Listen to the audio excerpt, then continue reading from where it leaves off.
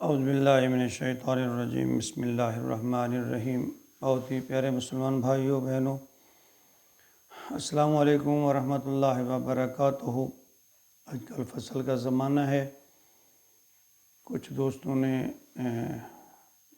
یہ پوچھا کہ عشر کے بارے میں کچھ مسائل تھے، کچھ باتیں، کچھ سوالات، تو میں نے مناسب سمجھا کہ اس پہ کیوں نہ ایک ویڈیو میں اس کے جو ممکنہ طور پر جو سوالات ہیں ان کا جوابات ڈھونڈ کر آپ تک پہنچانے کی کوشش کروں۔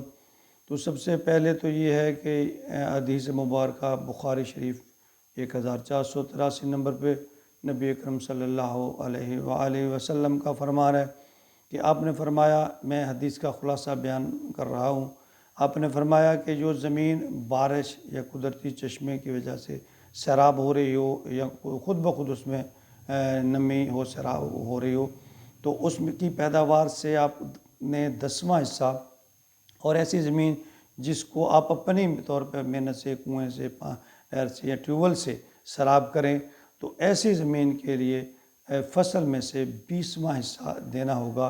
اور اس کے علاوہ یہ جامع ترمذی حدیث نمبر 640 اور سنن ابن داؤد حدیث نمبر 1596 پہ اور ابن ماجہ میں 1817 نمبر پر یہ موجود ہے، اگر آپ اس کا مطالعہ کرنا چاہیں۔ تو آئیے ہم اس میں سے کچھ سوالات جو ممکنہ طور پر میری نظر سے گزرے، میں ان سوالات کا جواب جو ہے آپ کے سامنے رکھنے کی کوشش کروں گا۔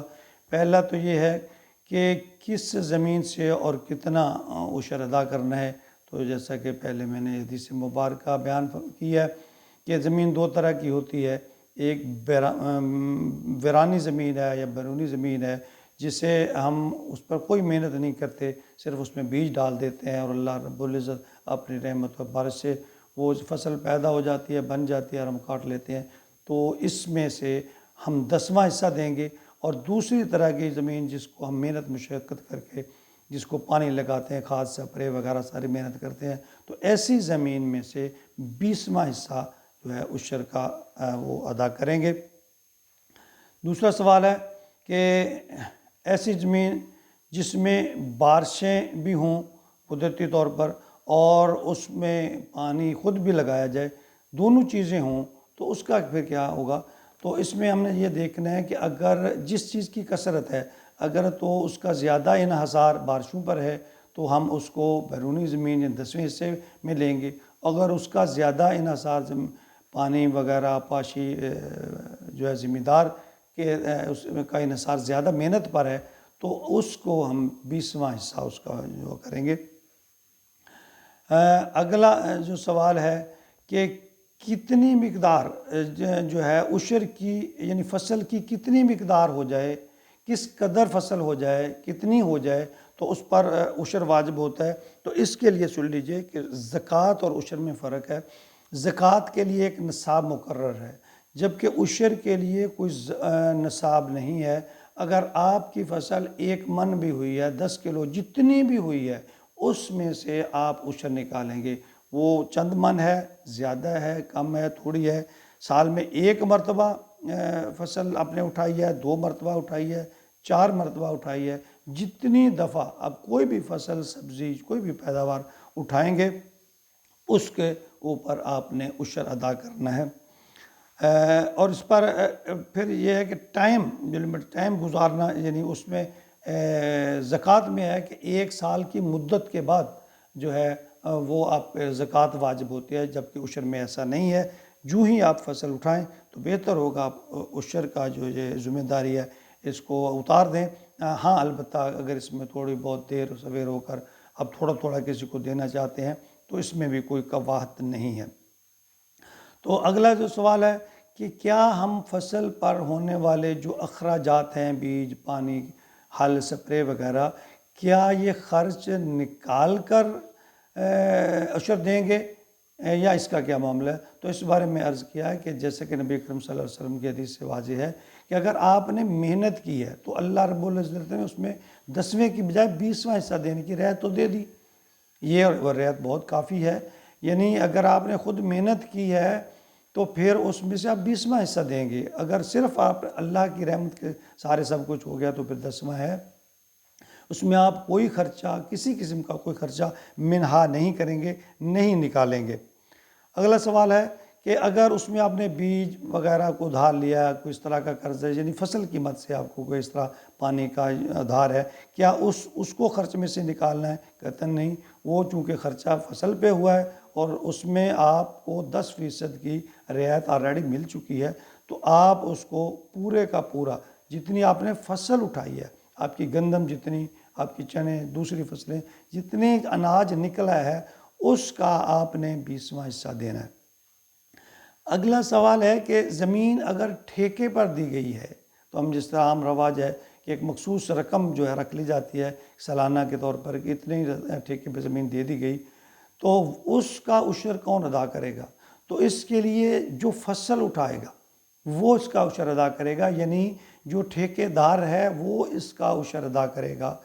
اور اس میں یہ بہتر ہوگا، یہ زیادہ قریب تقوی کی ہے کہ آپ جب ٹھیکے پر زمین دیں تو اس کو یہ بات کلیئر کر دیں کہ بھائی اس میں جو پیداوار ہے اس کا عشر آپ کے ذمہ ہے. تو اس طرح یہ پھر آپ کی ذمہ داری سے نکل جائے گا، ٹل جائے گا. آگے ہے کہ اگر زمین بٹائی پر ہے، ادھارے پر ہے، تو اس کا پھر عشر کون دے گا؟ مالک یا جو زمین کاشت کر رہا ہے؟ تو اس کے لیے یہ ہے کہ چونکہ دونوں ہی نصف نصف مالک بنتے ہیں غلے کے اناج کے، تو اس صورت میں دونوں ہی مالک، زمین کا مالک بھی اور جو کاشت کر رہا ہے، دونوں نصف نصف عشر جو ہے وہ ادا کرے گا. اگلا جو سوال بنتا ہے وہ یہ ہے کہ اگر یہ عشر جو ہے، کیا اس میں سے جو عام طور پہ جو آبیانہ وغیرہ سرکاری طور پر آتا ہے اس کو نکال لینا چاہیے؟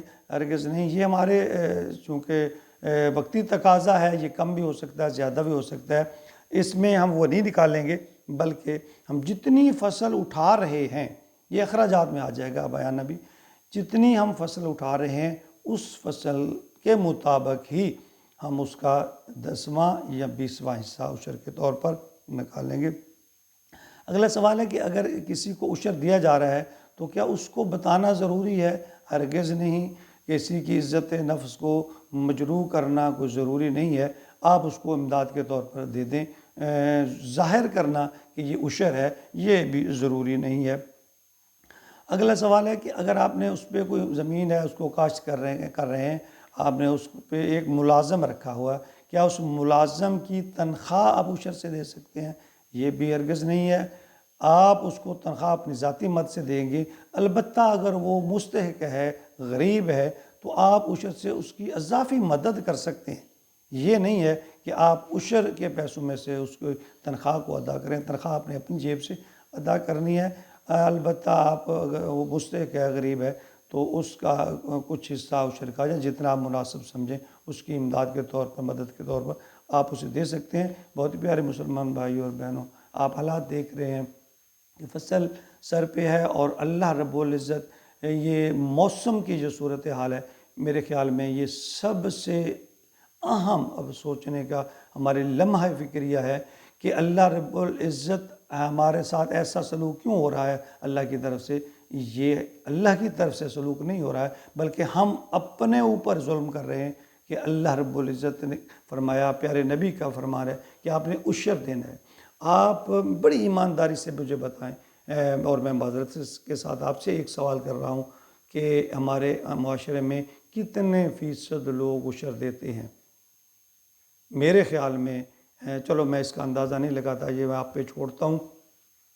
جب ہم اللہ کا حصہ نہیں نکالیں گے تو ہمارا مال پاک کیسے ہوگا؟ اللہ کے نبی نے زکوٰۃ کو میل کچیل، اور زکوٰۃ عشر کی ہی قسم ہے، مال کی میل کچیل. جب ہم اللہ کا حصہ نہیں نکالیں گے، غریبوں کا حصہ نہیں نکالیں گے، تو پھر اسی طرح ہمارے اوپر اللہ کی طرف سے عذاب آئیں گے. اور اگر ہم اس کو نکالنا شروع کر دیں تو معاشرے میں سے غربت ختم ہو جائے. جو غریب لوگ اس کی کتنا اناج ہم اٹھاتے ہیں اور عشر دینے والے کتنے ہیں، یہ ہمارے لیے ایک سوچنے کا مقام ہے. اللہ رب العزت ہمیں اپنی فصل سے پورا عشر اور اپنے مال سے پوری زکوٰۃ ادا کرنے کی توفیق عطا فرمائے، کیونکہ اللہ کی توفیق بغیر کچھ بھی ممکن نہیں ہے۔ اللہ ہمیں اس کی ادائیگی کی توفیق عطا فرمائے، آمین۔